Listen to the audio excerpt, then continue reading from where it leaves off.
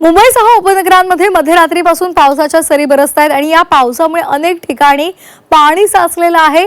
LBS रोडवर पाणीच पाणी झालंय। ठाणे नवी मुंबईत सुद्धा जोरदार पाऊस होतोय आणि त्या ठिकाणी सुद्धा आपल्याला काही सखल भागांमध्ये पाणी साचलेलं दिसतंय।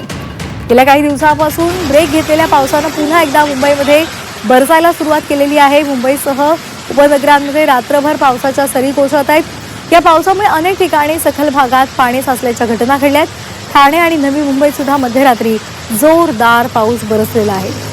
आपण हे दृश्य पाहतोय, एलबीएस स्थानकावर पाणीच पाणी झालेलं होतं। मध्यरात्रीपासून पाऊस जोरदार बरसतोय आणि त्यामुळे काही ठिकाणी पाणी साचल्याच्या घटना घडल्या आहेत।